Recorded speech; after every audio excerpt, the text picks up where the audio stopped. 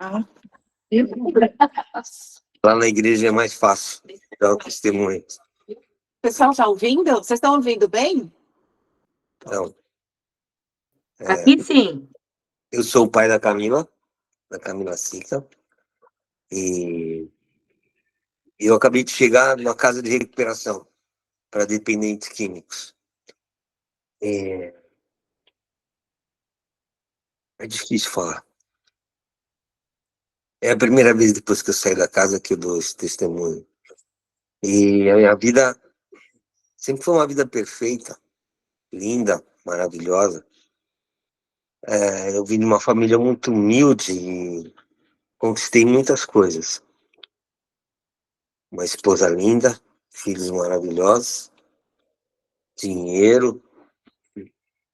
Só que existe uma coisa que as pessoas... Deus colocou num caminho, eu estava vindo para cá e Deus colocou no meu coração para falar a respeito disso, que tem a ver com um dos meus problemas. Não foi só a dependência química. A dependência química foi só a cereja do bolo. Mas tinha toda uma vida de compulsão por sexo. Primeiro, a compulsão, quem é compulsivo, ele pula de compulsão em compulsão. Então, primeiro era compulsão por brincar, depois por esporte, depois por trabalho, depois por sexo, e até que a droga entrou na minha vida. Então, eu sempre tive um comportamento compulsivo. E nos últimos tempos, a pornografia. É uma coisa que muita gente tem vergonha de falar, mas ela tá no seio da igreja. E é um assunto meio tabu. As pessoas não têm coragem de falar isso. E alguns anos atrás, quando eu entendi que a minha compulsão chegou a esse ponto, eu num grupo parecido com esse, só que era um grupo de ajuda, não era uma célula, que eu falei abertamente sobre o problema. Aí depois, em separado, alguns homens da igreja me chamaram e falaram: nossa, você tem coragem, você foi corajoso de falar a respeito disso, né? Porque eu também tenho esse problema. Então, o que eu quero dizer para vocês é o seguinte: vigiem o que os jovens veem pelos celulares. Porque um menino de 10 anos, hoje ele pode ter um contato com o sexo de uma forma muito deturpada, que é a pornografia. E o que impede uma criança de ver a pornografia? Só uma pergunta: você é maior de 18 anos? Sim ou não? Nenhum político fala disso. Nas igrejas, poucas vezes eu ouvi falar sobre isso, sobre a vigilância sobre as crianças. Porque eu cheguei ao ponto que eu cheguei porque quando eu era menino, ainda com 8 anos, eu fui abusado pelas filhas do vizinho. E até então eu achava que, na minha cabeça, só as mulheres eram abusadas, vamos dizer assim, sofreriam agressões sexuais. Mas não, eu nem sabia do que se tratava. E as filhas, era um bairro que estava em formação, a minha casa era a terceira casa de um bairro muito grande, como esse aqui, até maior. E aí mudaram-se para construir uma casa do lado da minha. E naquele tempo, se falava de sexo na família. Eu nem sabia o que era isso. Nem televisão a gente tinha, foi antes do evento da televisão. Mas elas, quando minha mãe saía, elas vinham até minha casa. E a mais velha, que já era abusada pelo pai, fazia com que eu tocasse as irmãs delas. E é óbvio, ninguém aqui é bobo, ninguém é criança. É um prazer, existe prazer nisso, mesmo você não sabendo o que era. Então, e hoje, depois que eu fui estudar o meu problema, eu entendi que quando uma criança ela é violada na sua pureza de criança muito cedo, quando ela tem contato com o sexo muito cedo, ela supervaloriza isso. E foi o que aconteceu. A minha compulsão por sexo começou com 8 anos. Mas até então, e um pastor, lá na casa de recuperação, um pastor falou assim: É como se o diabo te colocasse um selo. Fala assim, opa, esse aqui tem, ele já tem uma semente aí dentro. E ele te coloca um selo. E por toda a minha vida isso me perseguiu. E para mim, até então, na sociedade machista que a gente vive, era uma grande vantagem, porque eu tinha um espírito de sedução. Eu vi um pastor pregando sobre isso. É um espírito de sedução. Então, eu tinha muita facilidade em seduzir as mulheres. E isso, para mim, para qual adolescente, isso não seria uma grande vantagem, né? Uma coisa. Mas era um veneno que se alojava dentro de mim.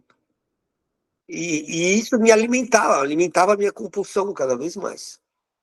E toda vez, sempre minha vida foi permeada nisso. E mesmo amando a minha esposa, uma mulher maravilhosa que hoje nós estamos separados e ela já está entrando com pedido de divórcio. Eu não desisti porque eu acho que separação não é de Deus. Eu busquei na Bíblia algum lugar que legalizasse isso. Não, tudo bem, não, por traição, por adultério, não, isso tem legalidade. Isso não é do coração de Deus. Foi por causa dos homens, da pressão dos homens, que Deus abriu essa condição. Mas quando Deus nos une no altar, ela passa a ser uma comigo. E eu estava doente e pedi ajuda muitas vezes. E eu dei muitos sinais. Então eu falo para os casais que estiverem ouvindo, às vezes o marido está compulsivo por pornografia ou por sexo, e a esposa, a gente dá sinais. A gente se tranca, a gente vive com o celular escondido, com senha, com todas, são sinais, são alertas. Mas a gente, o codependente, ele não quer enxergar. Ele não quer ver que a pessoa que ele ama, o pai, a mãe, o esposo, o filho, ele está com. Porque isso dá trabalho. Dá trabalho. Amar dá muito trabalho. Porque exige cuidado. E às vezes exige sacrifício. E nem todo mundo está disposto a isso. É mais fácil fazer que nada está acontecendo. Quantos jovens já não conversam com os pais? O casal que me levou ao adultério, eles eram tidos como no mundo liberal, né? Para eles, o sexo é livre. Mesmo que a esposa dele tivesse relações com outra pessoa, para ele não tinha nenhum problema. Então eu vi dentro da casa dele uma família doente. E a mulher mandava, os dois na mesma casa. Eles se comunicavam pelo WhatsApp. O filho manda mensagem para o pai, eles não se viam, cada um trancado no ambiente da casa. É uma coisa muito doentia. Então a gente tem que pensar nisso. E aí, através de um amigo, depois do meu casamento destruído, depois de perder todos os meus bens, tudo que eu acumulei durante toda a minha vida, eu perdi tudo, porque eu não tinha, minha vida estava ingovernável. E eu não admitia isso. Então, o primeiro passo para a recuperação é admitir que a gente precisa de ajuda e que a nossa vida está ingovernável. A partir do momento que eu desci do meu orgulho e que eu me entreguei a Deus, eu falei, Senhor, até aqui eu vi no meu braço e todos os meus planos só me levaram cada vez mais fundo e mais embaixo. Durante todo esse processo, eu vi meu filho tentar o suicídio, eu vi as pessoas e ele tem epilepsia. Ele é um anjo. É um homem, é um menino, um rapaz muito diferente dos jovens de hoje. Porque a epilepsia empurrou ele para esse papel, né? Ele era sempre diferente, ele gaguejava, sofria muito bullying. Ah, e eu tenho muita culpa com relação a isso. Eu ainda não consegui me perdoar com relação a isso, a tentativa de suicídio dele.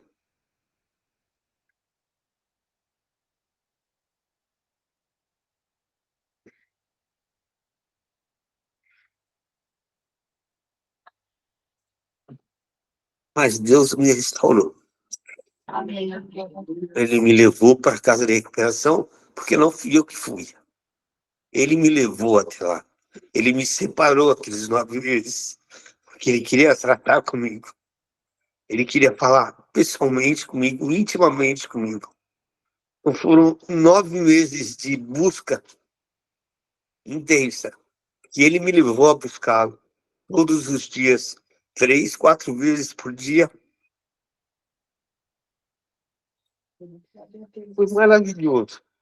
A Cristolândia que meu pai participou era de uma igreja. É Então, da Igreja Batista. toma remédio, não faz nada. A base da recuperação é cristã.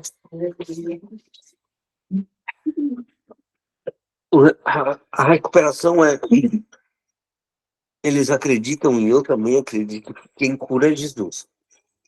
Não existe remédio, não existe psiquiatra, psicólogo. Obrigado, querido. Quem cura é Jesus.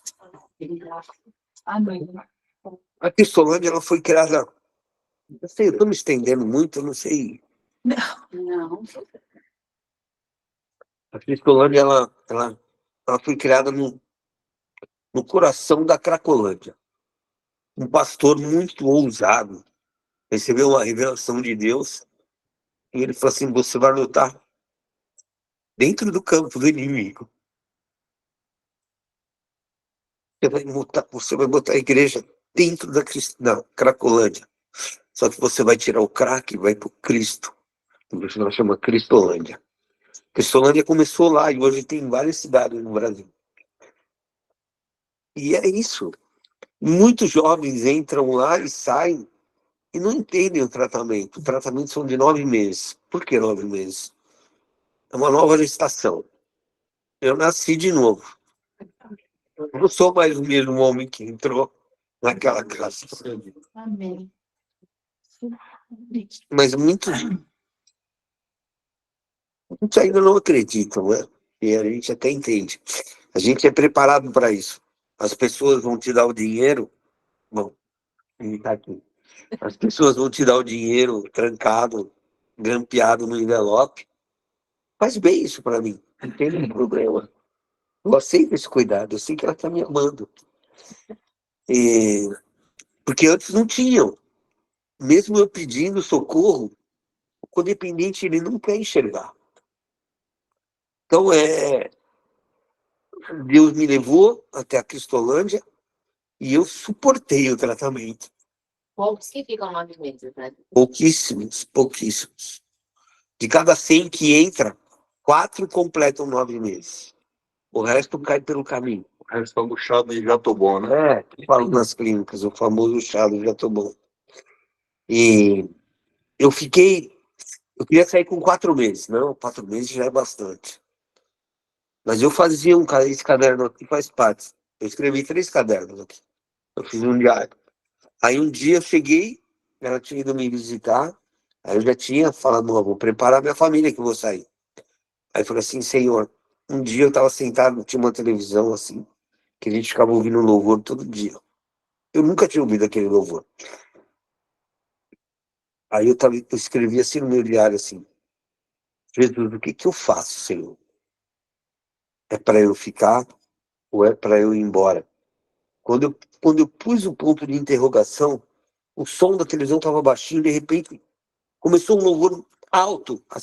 Ninguém mexeu no som, eu que estava de cara para a televisão. Aí o louvor era assim: não abandone o barco, a ordem é chegar do outro lado e você vai chegar. Eu sou Jesus do Nazareno e já dei ordem para acalmar o mar. Eu entendi na hora, eu falei, Senhor, tudo bem, pai, eu vou ficar. Aí mesmo assim tem outro, eu falei, com 7 meses eu vou embora, tá bom, com 7 meses já deu, tá bom. Prematuro. Com 7 meses, eu busquei a Deus e falei assim, Senhor, e agora? Eu posso ir, pai? Aí Deus falou comigo assim, se eu quisesse que você saísse com 7 meses, eu te levava para uma clínica, só que o tratamento era 7 meses. Você deu 40 anos da sua vida para o pecado. Eu quero você aqui, filho. Eu te trouxe aqui. Eu ainda tenho muito para te ensinar nesses 2 meses. E foram os 2 meses mais extraordinários da minha relação com Deus. Onde ele me ensinou, e eu todo dia orava e falava, Senhor, qual que é a lição de hoje? E era bem assim, era uma escola. O que eu tenho que aprender hoje? O que o senhor quer me ensinar hoje? Ou quando eu tinha dúvida sobre alguma coisa que se passava na minha mente, eu falava assim, Senhor, eu tenho dúvida sobre tal coisa. Aí é jesuicidência, né? Fala. A coincidência não era coincidência. Vinha um pastor pregar. Todo dia tinha algum missionário, pastor, obreiro, e ia lá fazer o devocional. Aí, invariavelmente, ele trazia a resposta para aquilo que eu perguntava a Deus. Ou quando Deus passava a semana inteira insistindo sobre determinado assunto, sobre controlar a sua língua. Era a semana inteira. Eles não combinavam o assunto do devocional. A semana inteira falando sobre controle a sua língua. Controla o que sai da sua boca e o que entra pelos teus olhos.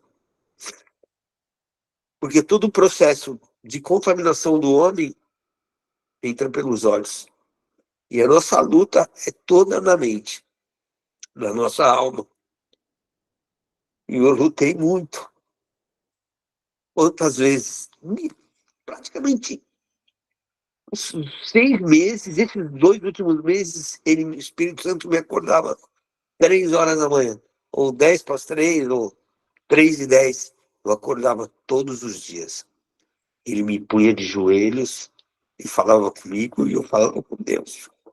Eu saía de madrugada, às vezes, aquele céu bonito. Eu dobrava o joelho e me derramava na frente dele. E ele foi tratando, até o dia que eu saí. E no dia que eu saí, ele falou comigo. Ele falou assim,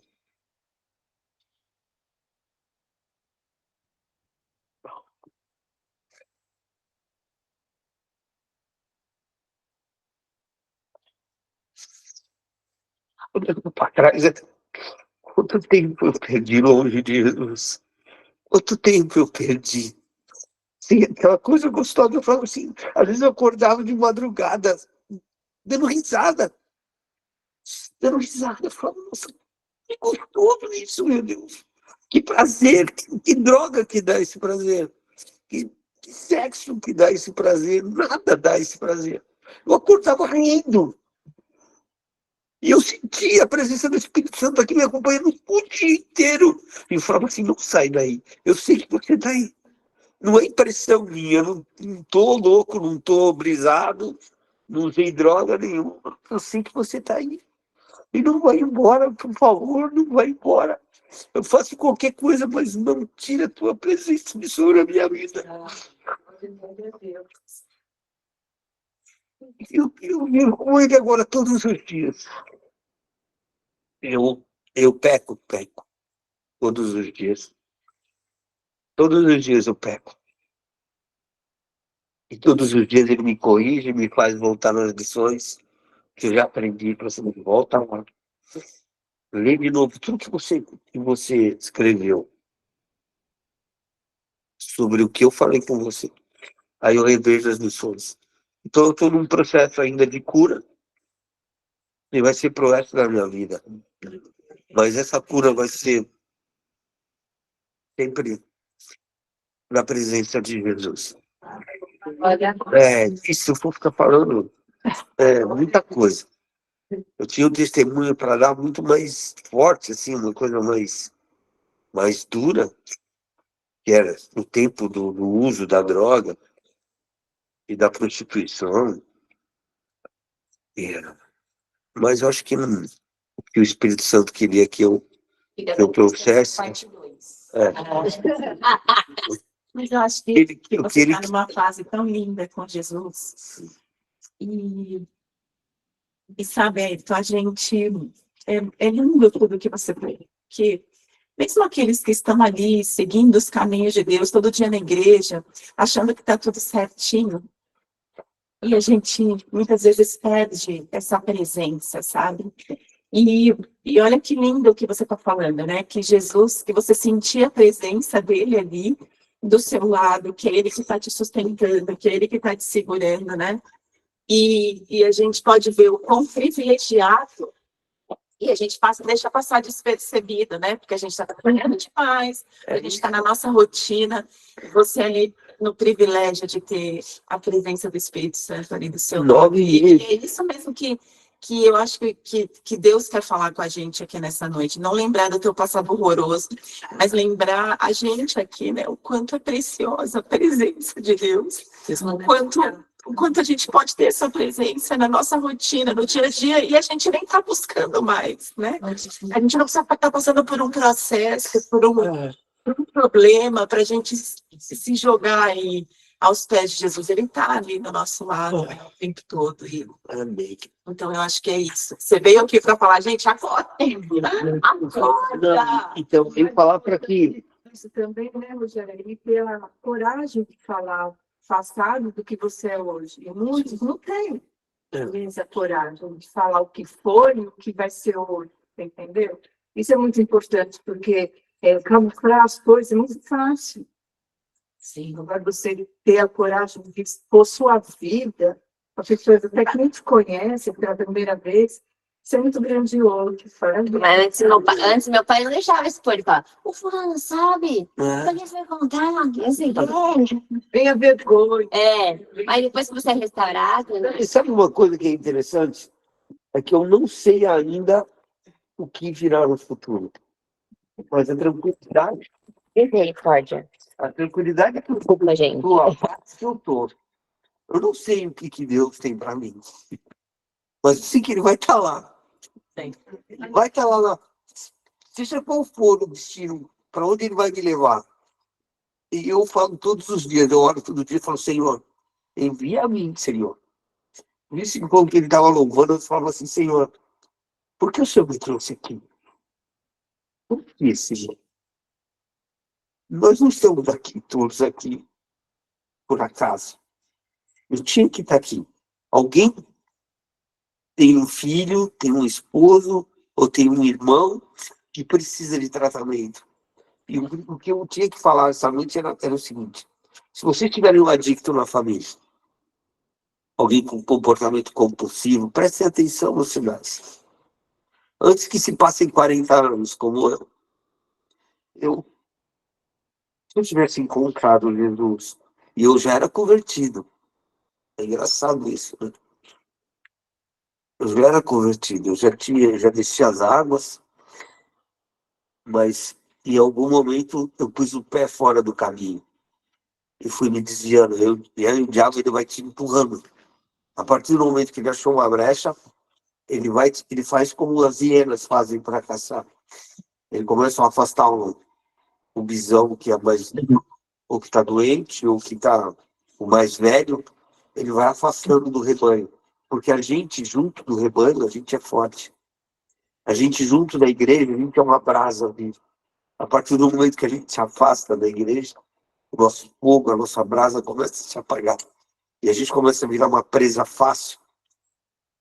E aí é que vem a queda, vem o tom. E as pessoas têm que vigiar. Vigiem o que as crianças estão vendo. Vigiem.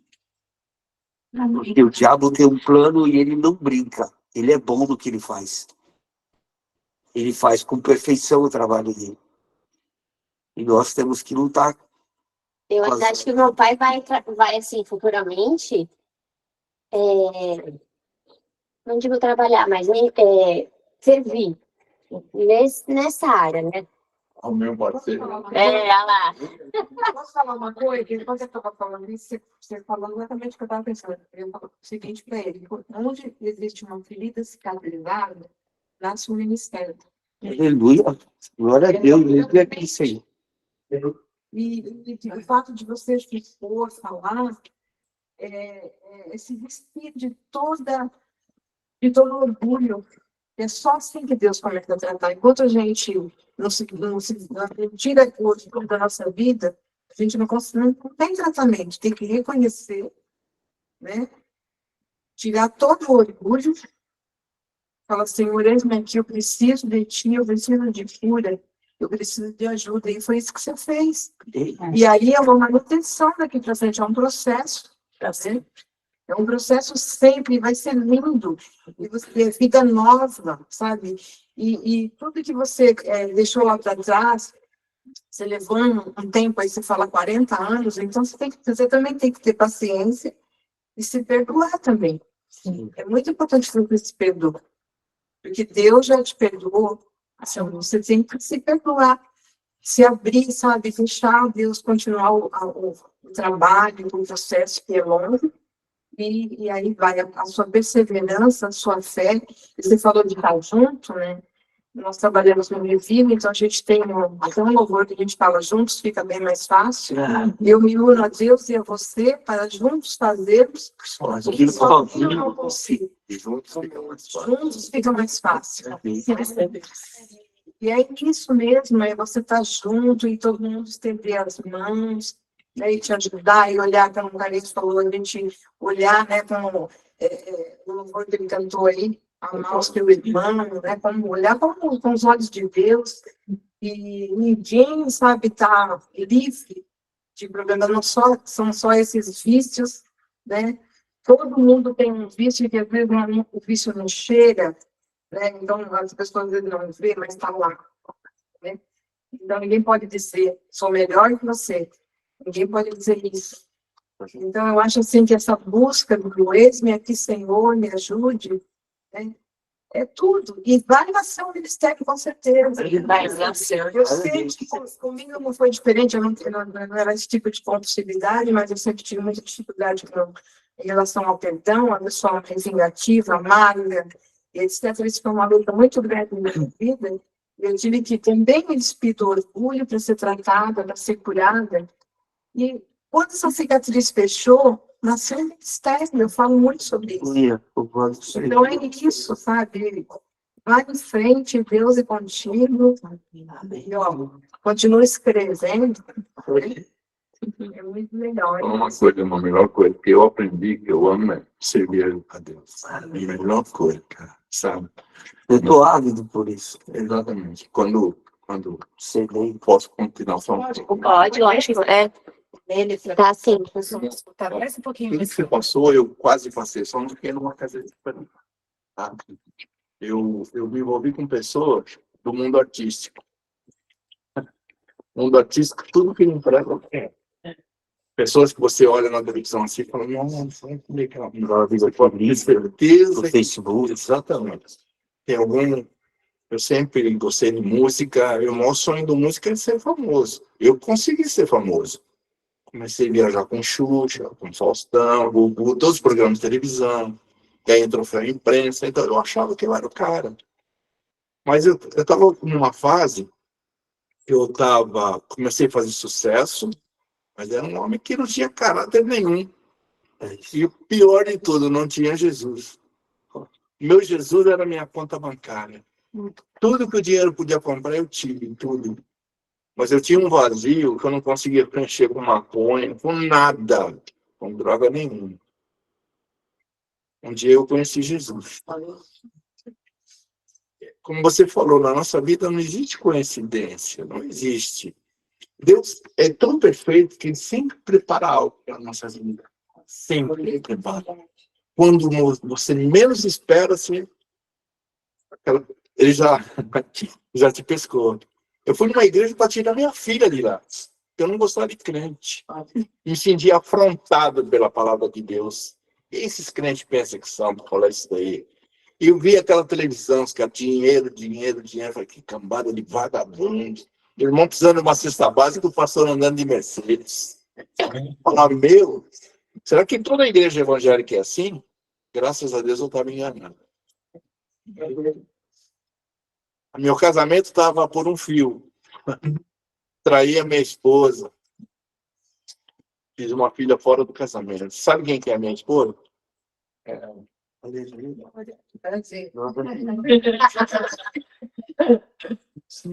Eu penso um dia ele restaurar meu casamento. Creia, Se for da vontade dele, que seja assim. Se não for, que ela seja feliz. mas com alguém que ama o Senhor tanto quanto eu estou amando hoje. Mas não perca as esperanças, não, meu irmão. Não perca a esperança. Porque eu olhava nos olhos da minha esposa e não via mais amor, não. Eu digo que traição para a mulher é a pior coisa. Não. A pior coisa é da traição nascer um fruto. Isso é pior ainda. Sabe? E um dia entrei numa igreja evangélica, sabe para fazer o quê? Tirar minha filha de lá. Eu era um cara que andava armado, que como eu era famoso, tinha as costas quentes, conhecia delegados, cara. Não, senta o dedo que eu seguro. Eu achava que eu era o cara. Eu era um imbecil e não sabia. O dia que eu entrei nessa igreja, ouvi um louvor. Adoração não é você cantar uma música. Adoração é você viver depois que a música acaba. Essa é a verdadeira adoração. E uma coisa para nós que fomos dependentes, uma frase que eu achei muito forte é: não perca a sua salvação eterna por 5 minutos de prazer. É o que a droga faz na nossa vida. Então, você vê como Deus faz, como Deus é maravilhoso. Hoje a gente está aqui só para exaltar Deus, para nos falar do poder de Deus, né? Muitas vezes a gente ora, pila na mão, mas muitas vezes que a gente não tem naquilo que a gente está, sabe? O poder da oração, sabe? A gente parece que... E você vê como que é o poder de Deus. O cara cantou isso aqui. Aquilo que parecia impossível. Aquilo que parecia não ter saída. Oh, meu Deus, velho.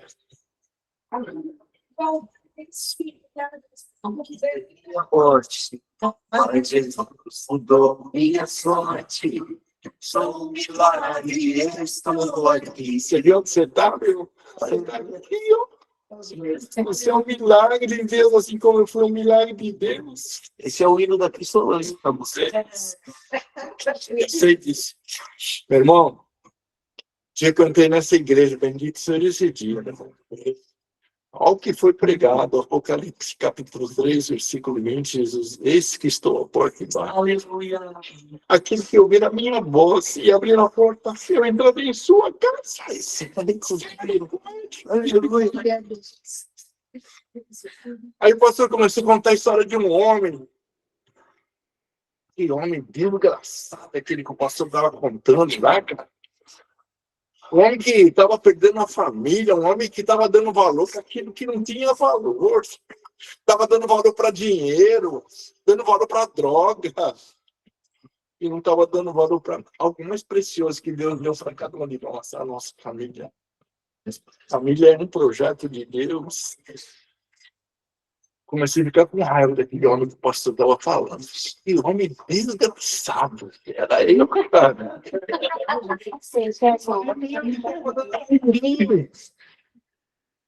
Eu cutuquei minha filha e falei: Jéssica, você falou com o pastor que eu vim aqui? Ela falou: não, pai, é Deus que está falando com você. E Deus, quando quer falar com a gente, quando a gente abre os ouvidos, ele fala, meu irmão. Você gosta de orar de madrugada? Eu também, 3 horas da manhã. Sabe por que eu gosto de orar de madrugada? Porque a fila está curta. Pouca gente vai ouvir. Pouca gente, sabe?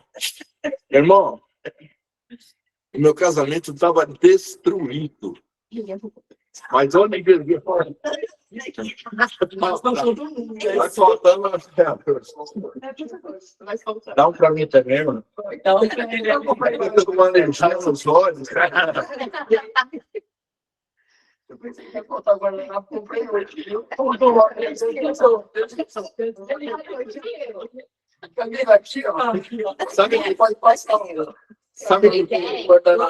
Sabe por que a gente se emociona? Que a gente sabe de onde Deus nos tirou. Eu nunca mais quero voltar. Exatamente. A gente sabe onde Deus nos tirou, de onde Deus tem nos colocado. Meu irmão, quando acabou aquele culto, eu falei: o que eu vou falar para minha esposa quando eu cheguei em casa? Minha esposa era espírita. Estudou espiritismo há mais de 30 anos. Também não admitia crente dentro de casa. E naquele dia que eu aceitei Jesus, falei: o que eu vou falar para minha esposa quando chegar em casa? Minha filha falou: pai, vamos tranquilo, que o senhor vai à frente. Falei: amém. Cheguei na minha casa, minha esposa jogando baralho com as amigas, cigarrinho na boca, cigarrinho do lado. E eu olhei para ela. O que eu vou falar para ela agora? Aí fiquei na minha, ela olhou para mim e falou: e aí? Só fiz assim para ela. Ah, mas você tá ficando doido? Eu falei: por quê? Você não foi na igreja da Jéssica? Ele falou: eu fui. Você não foi para tirar a Jéssica de lá? Eu falei: eu fui. E aí? Aí que eu fiquei. Ela falou: como assim? Eu falei: depois a gente conversa. Ela falou: depois eu quero conversar com você mesmo. Eu falei: tá bom.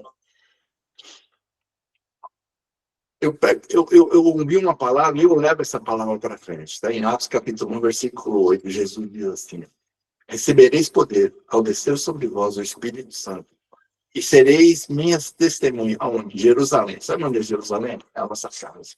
O primeiro testemunho nosso tem que ser dentro da nossa casa. Assim como toda a Judéia. O que é a Judéia? A Judéia é a vizinhança de Jerusalém. Ou seja, tem vizinhos que não sabem que as pessoas é crente.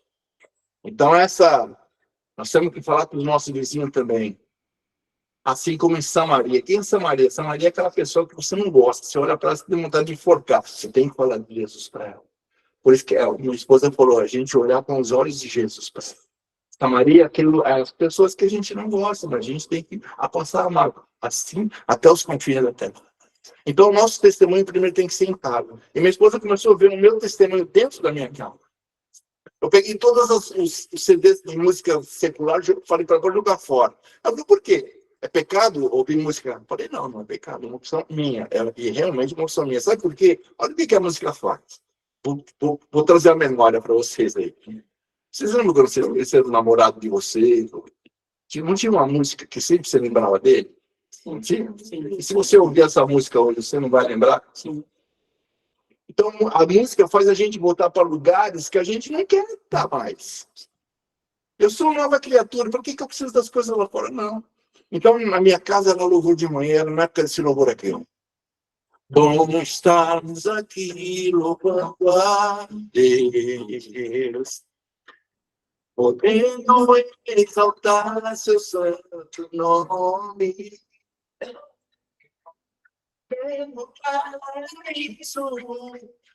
Tempo do Pai, louvamos a Deus, no só Espírito.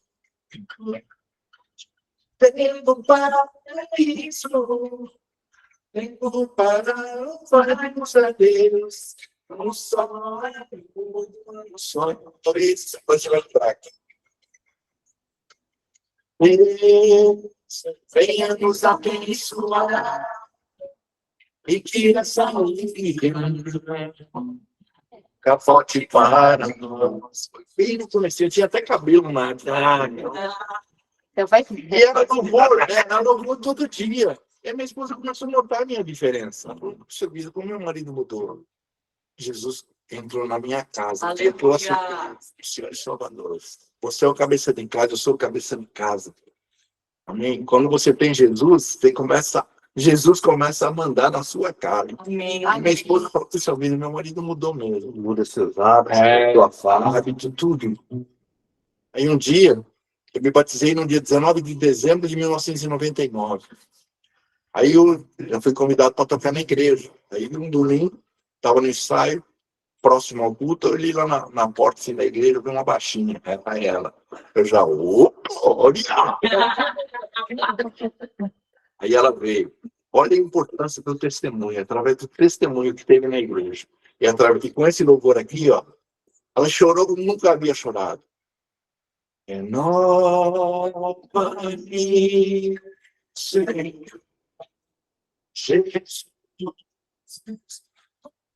já não quero ser igual. Diga isso para ele. Renova-me, Senhor. Jesus, põe em mim teu coração, porque tudo dentro de mim necessita ser curado Senhor, porque tu criar dentro do meu coração.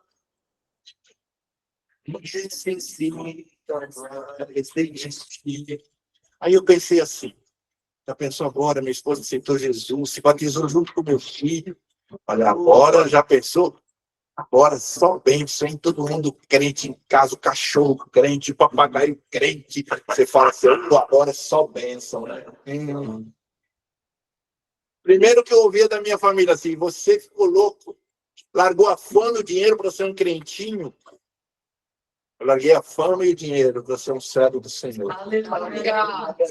O dia que eu entrei naquela igreja, o Senhor me entregou nas minhas mãos. Eu falo, como é que Deus pode amar um homem como eu? A única coisa que eu tinha para oferecer para Deus eram os meus pecados, as minhas mentiras. E como é que ele pode me amar? Ele me amava, assim como ele te ama.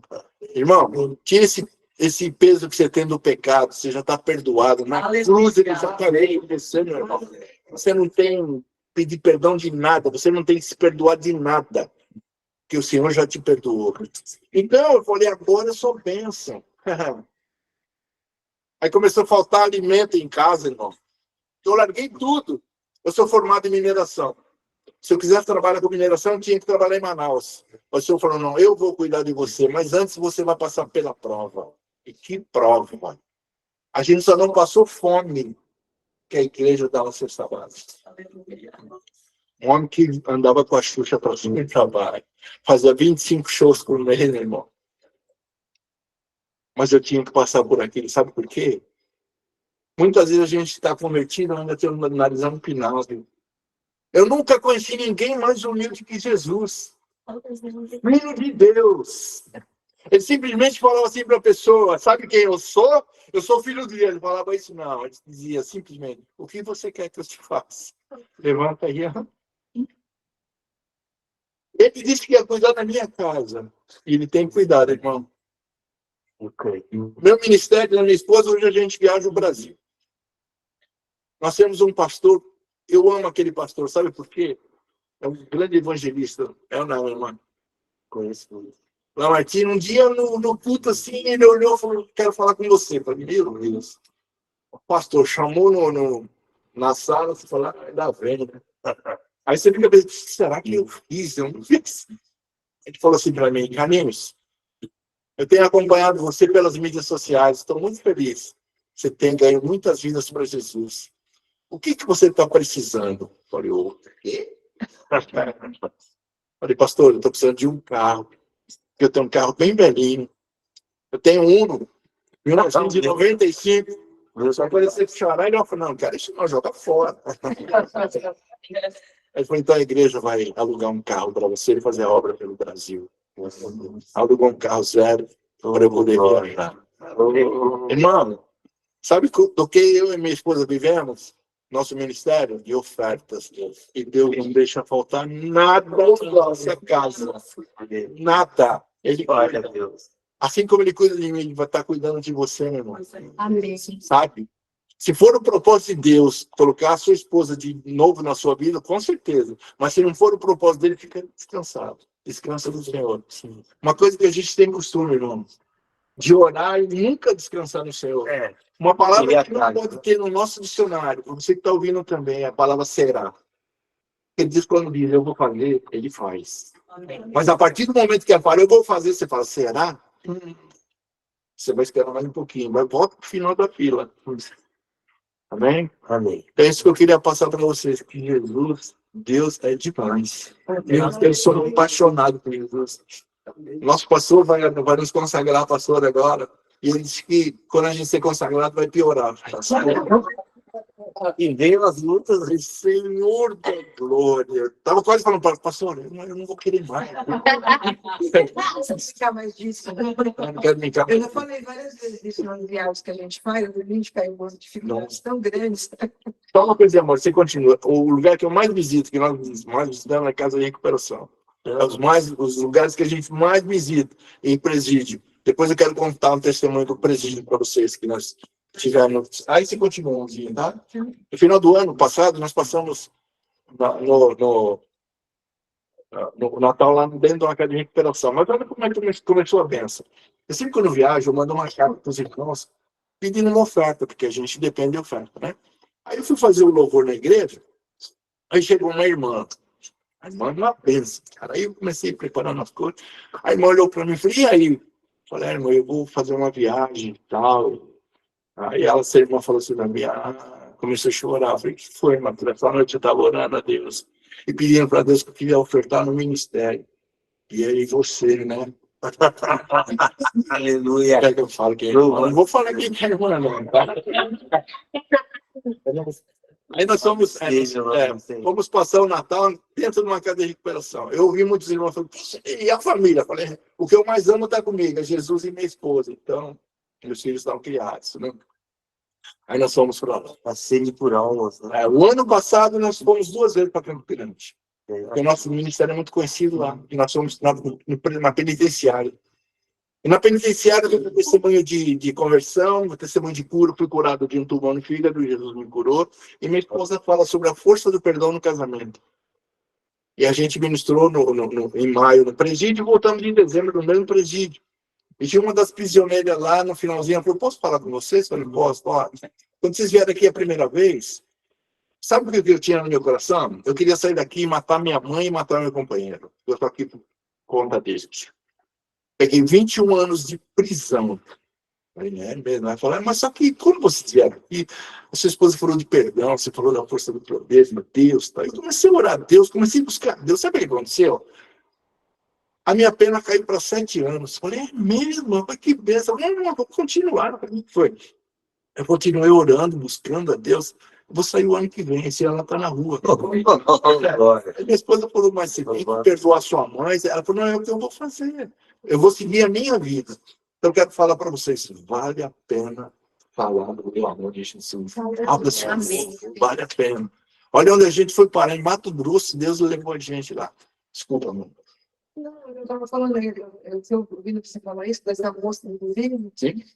E para todos nós, né, a gente não pode ficar preso, acorrentado nas coisas do passado, ou o que o outro fez para mim, ou eu estou assim porque fulano é culpado disso, fulano é culpado daquilo. Já foi, a gente tem que aprender a ressignificar a nossa vida, o que a gente já viveu, porque todos temos um inventário, né? E Deus sabe de cada um, eu não sei o dela, não sei o seu, mas Deus sabe, mas aquilo que a gente já viveu, não tem como mais vivemos aquilo. A gente chega no mundo, né? O mundo já começou, né?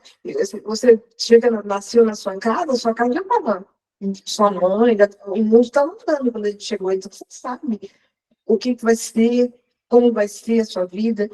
E em cada casa tem o seu costume, tem os seus problemas, tem os seus defeitos, e você está vivendo ali. E tudo que você viveu, bom ou ruim, faz parte, está lá na sua vida.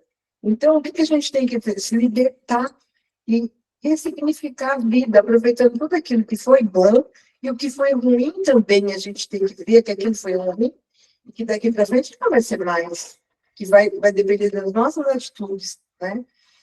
E para mim foi muito difícil esse ressignificar, porque eu fiquei muito presa a tudo que eu sofri, a tudo que ele me fez, a todos os problemas que eu vivi, e também a cegueira, né? Porque quando ele pediu perdão, se converteu, começou a ir para a igreja, eu achava um absurdo, e eu falava, agora ele não trabalha mais, ele não arrumava um emprego, né?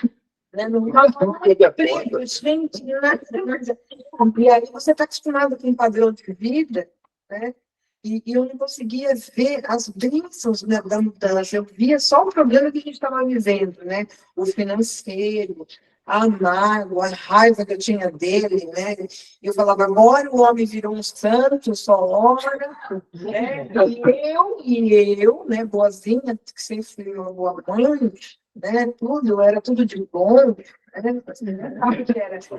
E aí, agora ele só ora, sabe? O mundo está desabando na minha cabeça e ele está ótimo, e eu estou assim. Então, eu não conseguia, sabe, viver uma nova vida, mesmo eu indo para a igreja, mesmo eu estando lá na igreja. eu entrava e saía do mesmo jeito. Isso acontece com muitas pessoas. Vai à igreja, mas não quer passar um processo, né? Não quer fazer mudanças na vida. E eu tinha essa dificuldade. Então, eu fiquei ali presa na mágoa, da raiva, né? E ia para a igreja só para constar, para bater o cartão. Tipo religiosa. Ah, eu vou domingo, vou todo domingo, mas eu entrava na igreja e saía do mesmo jeito. Porque eu não abria meu coração, sabe? De verdade, eu não estava assim querendo. Eu queria um remédio paliativo, sabe? Aliás, eu queria uma solução para os meus problemas, né? Eu não queria a cura da minha alma. Porque não adianta nada dizer que a gente vai buscar só. Você quer solução, mas você não quer passar pelo processo, né? E eu tinha que passar por esse processo de cura, porque não era o problema, não se tratava mais dele, né? E sim de mim. Eu precisava dessa restauração, eu precisava dessa reconstrução. E só você se despindo, que eu te falei do seu orgulho, porque eu tinha vergonha de contar para as pessoas tudo que eu passava, tudo que eu passei, das humilhações que eu sofri. Eu tinha vergonha de contar, então eu nem falava.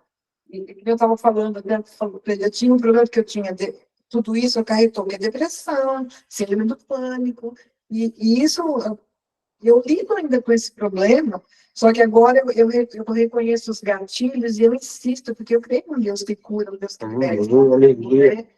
E o Deus que serve, ele faz isso. Então, é nessa fé, sabe, que é Deus na minha vida. Eu acho que até é bom que eu fique sempre com aquele coisinho, aquele pinguinho ali, porque isso faz com que eu falo, não quero isso para mim, sabe? Eu não vou perder. Eu vou em frente na minha vida. Entendeu? Então, eu falei dessas viagens da gente aí, eu nunca acompanhei meu marido, sabe?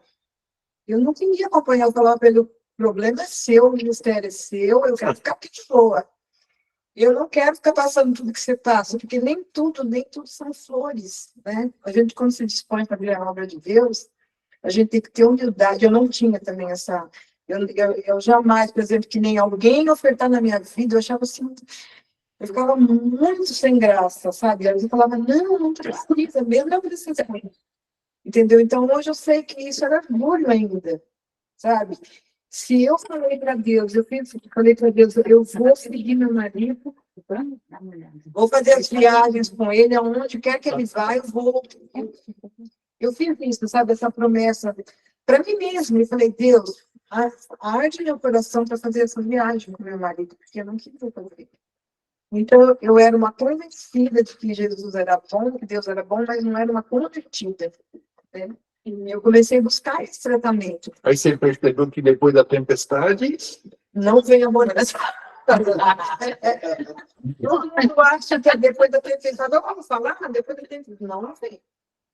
Isso é claro, porque só vai vir a bonança depois que você fizer a faxina. Porque a tempestade, ela chega para todo mundo. E ela sempre vem. Se você não colocar as coisas no lugar, por exemplo, se tem goteira aqui e você não tirar essa caldeira, ela vai molhar de novo, vai estragar. E eu não poderia reconstruir a minha casa sem fazer a faxina, tirar os entulhos, a limpeza, aí envolveu aí o perdão. Eu aprendi que tem que perdoar. Isso é uma coisa que às vezes tem gente que já brigou comigo por causa disso. Eu falo que tem que perdoar, a pessoa que busca Deus não quer perdoar, não perdoa, não é fácil. Não é fácil mesmo, não é de você. Não se trata de você. Se você não for você mesmo, você não vai perdoar ninguém. Não é uma coisa fácil. E eu tive que fazer essa faxina em mim primeiro. Né? E ver quantas coisas eu tinha de ruim. Eu só olhava, nossa, mas que cachorro que ele era, porque ele me traía, porque ele me segurava, porque ele gastava dinheiro, jogava dinheiro, sabe? Enfim, quando eu olhei, eu falei, meu Deus, mas eu sou uma pessoa vingativa. É pecado. Eu sou uma pessoa que desejava um mal para ele. Sabe? Eu tinha um rancor tão grande dentro de mim, então que boazinha que eu era. Só que eu não achava isso. Eu não achava. Eu achava que, nossa, ele que era bom. Né? E aí eu fiz o tratamento comigo, assim, Deus me trata, cuida de mim, Deus me tratou. E eu melhorei independente dele, independente, eu falo isso para você, independente da sua esposa. Faz o seu tratamento. É você, Deus trata com ela, e Deus trata com você, assim como Deus fez comigo, me tratou e tratou comigo. Eu falei, não, até porque eu sempre brinco, eu falo assim, né, se eu tivesse, eu podia ter me separado do meu marido, eu podia sim, podia, porque ele me traiu, tal, então foi adultério, eu poderia falar, não, não quero mais, mas eu não podia deixar de perdoar ele, mesmo assim eu não podia deixar de perdoar. Eu podia ter feito isso, mas eu ia perder muita coisa.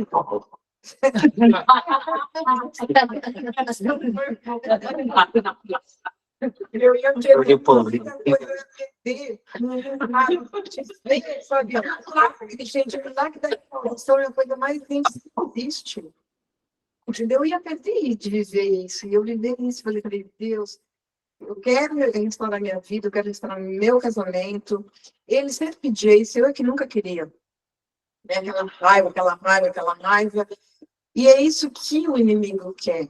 É tão gostoso, você sabe, ter sua família unida, seus filhos, deixar esses legados para os seus filhos, sabe? Eu tenho filhos amorosos, não perfeitos, porque não existe, né? Família perfeita, mas assim, são amorosos, né? Eu sei, eu tenho certeza que eu tenho um filho que tem mais dificuldade com isso. Ele ainda, eu até posso conversar muito com ele ainda não conseguiu ressignificar, ele tem mágoas, né? No tempo que o pai viajava, o pai não estava. Ele tem essas coisas até hoje. O Diego já vai fazer 46. Ele já tem 46 anos e ainda está assim, sabe? Com essa coisa. Eu falei, filho. Você tem que olhar, sabe? Eu mostrei para você que é possível, sabe? A gente perdoar e mudar. E ele tem essa dificuldade. Então, tem as consequências. Sempre tem. Tudo que você faz tem uma consequência. Umas menores, outras maiores, mas sempre tem. E é o processo que a gente tem que viver, né? E atar com essas consequências, mas plantar coisas novas. Então, mas está colhendo coisas, né? Sim, a gente está colhendo, que a gente plantou.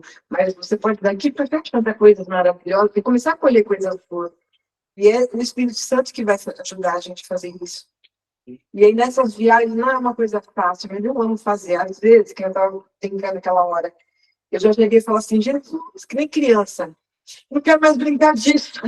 Eu não quero mais brincar disso, Jesus, porque a gente passa muitas dificuldades, né? Você já fica em hotel meia estrela. Existe hotel meia estrela. Nós já ficamos. Gente, não, mas tem muitas coisas boas também. E a gente passa por todas. Mas tem momentos que acho que é humano, Deus, né? Ainda bem que Deus entende a nossa humanidade, né? Então eu falei, chorando, com a boca seca, nervosa. A gente ali naquela estação, falei onde estava, o ex nos levou no lugar errado, a gente ficou com o endereço errado. E aqueles caminhões, sabe? No meio do mato. No meio do mato. Aí o ex falou, você chegar ao seu destino, é do Sonato. Vou falar, Jesus, é possível. Que não é o nosso destino. E muitas vezes chorei e falei, Jesus, não quero mais brincar disso, não quero. Igual criança fala, me dá minha bola que eu não quero mais brincar, né? E eu falei isso, porque eu falei, nossa, estou cansada. Mas aí, lá na sequência, depois vem aquela paz, né? E que eu não fui lá por acaso, né? E me dei aquela paz que Deus, né, trabalha muito bem nisso. E aí eu falei, Jesus, me desculpa, eu quero continuar brincando com isso enquanto eu tiver saúde. E assim, essas dificuldades a gente vai encontrando. Mas quando você se coloca diante de Deus e fala, eis-me aqui, a luta vem. Né? O pastor já esqueceu na rodoviária. Nós vivemos Já esqueceu que a gente precisava comer também, não tinha sabe? Esqueceu. Muitas vezes o que me salvou, tenho lá em Campo Grande, tem um negócio que chama cueca virada. Sabe? É uma delícia, né? Aí eu comprei duas, o pastor esqueceu que eu precisava comer. Aí estava no hotel, falei, põe a mão no bolso assim, falei, cara, só tem dinheiro para voltar para Campo Grande. Aí peguei aquelas cuecas viradas, falei, você é a minha janta, que benção. Mas eu me arrependo? Não. Faço tudo de novo. Aí a gente ouve o testemunho aqui, né, dessa moça no presídio. Isso não tem dinheiro que pague isso. Não tem dinheiro, só que puxa vida. E tem muitas vezes que eu falo assim, Senhor, eu não quero saber. Porque eu tenho muito medo do eu. O eu na nossa vida é muito perigoso, sabe? Na vida do cristão. Eu digo que o eu é perigoso, o dinheiro é perigoso no meio do cristão. Aí ele já não tem mais tempo para ir para a igreja. Ah, não dá, tem muito trabalho, tá? Então, vou orar para você perder o emprego, aí você tem condição de voltar para a igreja, né? Então, essas coisas que a gente tem que ter medo, sabe? Mas, ó, como eu disse lá na nossa reunião, vocês todos são cristãos. Apocalipse 20:15. Aquele que não tem o nome no livro da vida será lançado no fogo. Por que ele não tem o nome? Tem muitos que não querem ouvir. Então o sangue não vai ser cobrado das suas mãos. Sei que ele tentou e não quis ouvir. Mas e aquele que você tinha que falar e você não falou? A gente tem que abrir. A gente está vendo os sinais de Jesus. O nosso pastor está pregando sobre os sinais, dos finais do tempo. Sabe? E a gente tem que correr, vamos falar de Jesus, vamos ver a boca. Pega esse ministério, irmão. Sabe por que é bom, irmão? Para você, quando você abre a boca e fala sobre o que Deus fez na sua vida, a pessoa vai falar, fez na vida dele, vai fazer na minha. É verdade. O louvor do Revive é esse aqui, ó. Eu me uno a você para juntos fazer o que sozinho eu não consigo. Juntos fica bem mais fácil. Juntos fica bem mais fácil. Agora, eu pensei que podia parar. Nem ajuda eu precisava buscar. Mas percebi que sozinho é impossível. Busquei ajuda, mas não encontrei a luz. Mas hoje descobri e a cura. Olha a cura. É só Jesus. É só Jesus. Fica bem mais fácil. Fica bem mais fácil. Glória a Deus.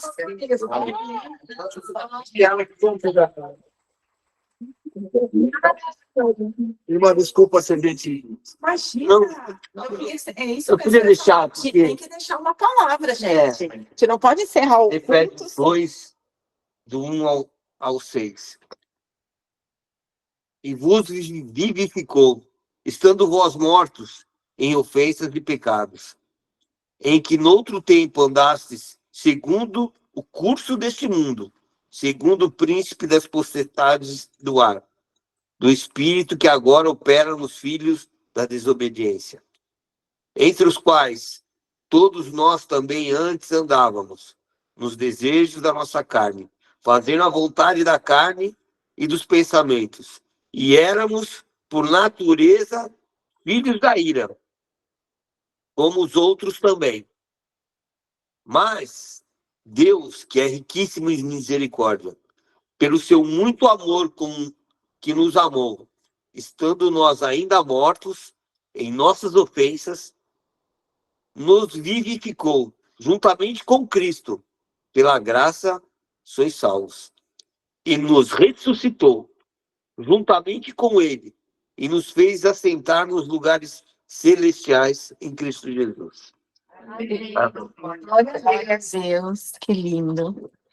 Amém, Ayrton, muito obrigada, carinhos. Ira, muito obrigada, gente. Tô aqui super emocionada. Todo mundo tá, a gente tá todo mundo aqui com um lencinho. Mas sabe, eu sempre oro muito por essa reunião.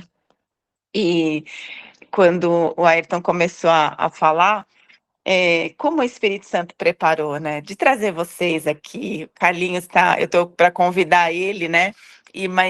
Só que a célula presencial só voltou hoje, né? E hoje o Ayrton veio, mas eu estava ali escutando o Ayrton e algo que eu orei no início da semana, Senhor, traz seus convidados, né? A casa é sua, traz seus convidados. E aí, quando estava só a gente aqui, eu falei, gente, hoje o dia tá estranho aqui nessa célula, né? Mas quando eu estava sentada ali, Jesus falou, eu trouxe os meus convidados para você. Que privilégio. Ele não trouxe aqui. Que privilégio eu receber na minha casa. Os convidados de Jesus não foram os meus convidados. E eu louvo a Deus por isso. Amém. Eu li um livro que o Valnei me deu, e ele diz nesse livro o nome, o apelido da sua casa. E depois que eu li esse livro, eu falei, Deus, o que é minha casa? Qual o apelido da minha casa? E a minha casa, ela é do Senhor. Para que os convidados dele venham, essa casa está aberta para o reino de Deus, e como eu amo isso. Casa de oração. Obrigada, Jesus. Obrigada, Senhor, por essa noite, porque ela foi diferente. Obrigada pelo privilégio de trazer os teus filhos, os seus convidados, Senhor. E eu sei que nessa mesa hoje teve pão, teve vinho, teve o Senhor entre nós. Obrigada, Jesus. Transforma o nosso coração para que o nosso coração seja igual ao teu. Transforma a nossa mente, renova a nossa mente para que tudo aquilo é perfeito e agradável. Nossa mente. Senhor, unge os nossos olhos para que a gente possa ver as pessoas como o Senhor vê. Unge as nossas bocas para que nós possamos ter o teu amor, para que nós possamos falar mais dos teus feitos, Senhor.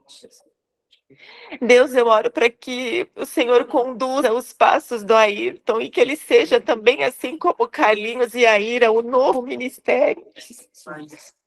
Que nessa situação, Senhor, o Senhor transforme em grandes testemunhos, o missionário, alguém que vá falar do teu grande amor, porque falou lindamente aqui, Senhor. Então, e todo esse tempo de choro, que o Senhor transforme em dupla honra, Senhor. Tudo aquilo que o inimigo lançou na vida dele, mostra agora para todo o inferno ver, Senhor. Que ele tem um Senhor que é muito mais poderoso que as trevas, Deus. E que a história dele daqui para frente seja de glória em glória, de vitória em vitória, e que todo o inferno seja envergonhado. Honra, Senhor, a família da Cá. Honra, Senhor, esse casamento. Honra, Senhor, essa geração poderosa do Ayrton e da Silvana. Eu oro, Senhor, para que, não é que é da tua vontade, eu oro para que o Senhor estabeleça o teu decreto, o teu reino sobre esse casamento. Refaz, Senhor, a vida do Ayrton para que seja uma vida de sucesso, Senhor. Em nome de Jesus, aquilo que ele tem te pedido, Deus, eu oro para que o Senhor possa realizar os desejos do coração dele segundo a tua vontade. E eu oro, Deus, para que o Senhor acampe os teus anjos ao redor dele, para que ele possa resistir às obras das trevas, Senhor. Para que ele possa pisar na cabeça de Satanás, Jesus. Para que ele possa vencer todas as lutas, Deus, e em nome de Jesus, o Senhor bradar com ele em vitória. Eu oro, Senhor, declarando que o inimigo perdeu essa vida, que o Ayrton hoje é do Senhor e o teu nome será glorificado por onde ele passar. Pai, eu oro pela vida do Carlinhos, da Ira, Senhor, que o Senhor continue levantando, Pai, ofertantes, que o Senhor continue trabalhando nessa obra na vida deles e por onde eles passarem, Senhor, que haja, sim, salvação. Recompensa os teus filhos no financeiro, sim, Deus, e que as pessoas olhem e vejam quanto o Senhor é bom. Eu oro para que por onde eles passarem, o teu reino chegue com eles. Eu oro para que as trevas, elas corram e o nome do Senhor seja glorificado, que haja salvação, que haja cura, enquanto, Senhor, eles estiverem ali. Cuida da família, cuida das necessidades deles, Senhor, em nome de Jesus. Eu oro, te agradeço por essa noite, Senhor, eu oro por cada família representada aqui, Deus, que nós possamos refletir tudo aquilo que ouvimos nessa noite, o quanto precisamos ser mais Cristo nessa terra, o quanto precisamos falar mais do Senhor, o quanto precisamos servir mais ao Senhor, nem que for abrir a porta da nossa casa para uma reunião maravilhosa como essa, em nome de Jesus, Senhor, que a tua bênção seja sobre cada família na internet aqui, e nós te agradecemos por essa noite, Senhor, em nome de Jesus. Amém. Amém. Gente, eu não sei vocês aí, mas aqui Amém. foi bom demais, demais. Bah, tá com você aí.